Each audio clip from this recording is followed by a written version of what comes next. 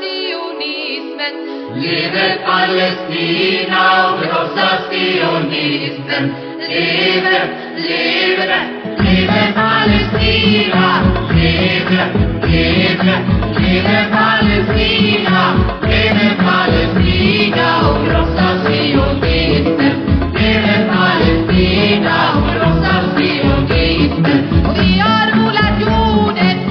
The narrative of Gaza and the immense hardship endured by its inhabitants. Presently, Palestine endures an unimaginable atrocity as their simultaneous war crimes unfold in parallel. These war crimes include genocide, ethnic cleansing, and collective punishment, resulting in staggering consequences that have one above. 37,000 people have been killed so far, including those who are under therapy. Nobody can get to them. 73,000 people have been injured. 700,000 people at the moment are suffering from starvation in the north of Gaza. 1 million people are now sick due to different diseases because of disease, lack of water, lack of food. Israel is killing us with bombardment, with starvation, and also with disease. They have killed us with American bombs, the largest air bridge over-organized war in the Middle East for Israel by United States of America. 70,000 tons of explosives thrown on this tiny base, which is Gaza. 70,000 tons of explosives, which is larger than double of both nuclear bombs thrown on Nagasaki and Hiroshima during World War II. It is 30 kilograms of explosives for every and each man, woman, and child in Gaza. 50,000 pregnant women in Gaza unable to find a safe place to give birth. 64,000 breastfeeding women are unable to feed their babies because they are hungry, they don't have food.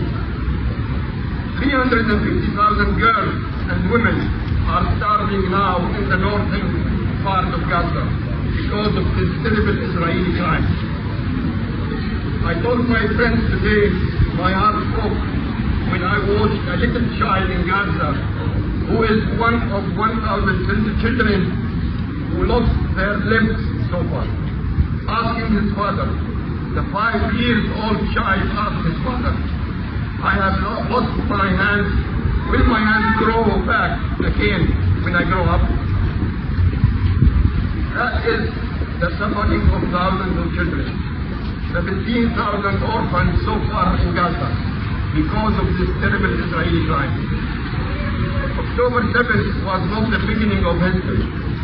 We have been suffering from ethnic cleansing for 76 years since 1948, when Israel conducted the first Nakba, and now they are conducting the second Nakba. 57 years of military Israeli occupation, the longest in modern history, and the worst system of apartheid ever. This is the reality today. The Israeli regime responsible for a brutal and ongoing slaughter in Gaza over the past 5 months. What sort of regime is capable for committing such a heinous act? What type of governing body believes it could perpetrate a genocide in the global spotlight, and even after being accused of such heinous crimes, still has the audacity to persist? The answer is a regime for whom there are never any consequences ever. Netanyahu, Smotrich, and Ben-Gvir, ministers in the Israeli government, seem to be completely indifferent to the harsh consequences of their work. The recent statement expressing a desire to obliterate Gaza in just another addition to the long list of genocidal provocations this government has been making over the past 5 months. Why do they continue? Why do they think they can do it again? It's because there are never any consequences and the United States continue to provide them with arms and weapons. Additionally, European states such as Germany, Britain also supply them with arms and weapons, while the European Union grants them favored trade status, all without imposing any sanctions on them. What is the word humanity? How do you look at one atrocity and say this is wrong, but you watch as bodies piled up, as neighborhoods are living? Where is the humanity? How is it that we have a government who is talking about releasing hostages, but could not get itself to say, I want to save and war, to save the hundreds of thousands of Palestinians who are stuck in Gaza? What is wrong with you? How is this possible? I want to say how insane and painful and scary it is to be part of this war, where no single condemnation comes from our leadership or any member of the parliament.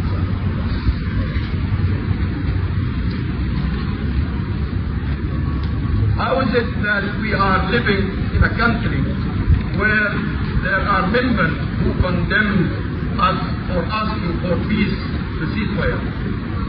But I am never going to stop saying Palestinians deserve freedom, that we need to free Palestine, and I am never going to stop saying that there is no way that we should allow in sending more compartments to kill Palestinians. It is time to acknowledge that Israel operates as an apartheid state, displaying behavior that can be deemed uncivilized and barbaric.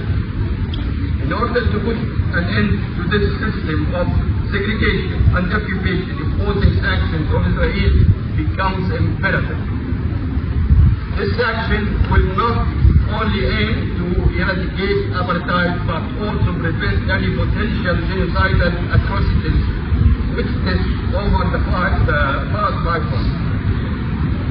Our country's policies and funding will deny Palestinian mothers the right to see their own children live without fear and to grow old without painful trauma and violence.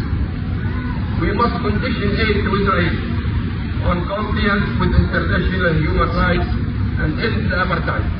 We must, with no hesitation, demand that our country recognize the unconditional support of Israel and enable the extermination of Palestinian lives and the denial of the rights of millions of refugees, and encourage the apartheid policies that Human Rights Watch has detailed thoroughly in their report. I stand before you not only as a Palestinian finish, but also as a proud son of a Palestinian refugee family. I can't stand silent when justice exists, when injustice exists, where the truth is obscure. If there is one thing prevent instilled in this Palestinian man, it's you always speak truth to power even if your voice is shake. The freedom of Palestinians is connected to the fight against oppression all over the world. I came here to thank you, to thank the Free Finnish people for their heroism. You are the heroes of Palestinian people. You are the heroes of the Palestinian people because of your accomplishments, because you dared to do what others should have done and they didn't do. Because you were not afraid of the Zionist movement, you were not afraid of who were pressuring you to not to do what you did, in supporting Palestine against the barbaric terrorists in different ways.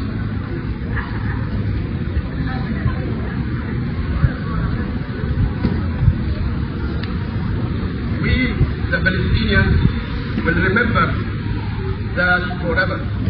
We will remember your heroism. We will remember how you stood with us. Thank you so much. I don't want to take any more of your time. I know the time is limited, but let us say today one last time, Jesus was alive. Free Palestine!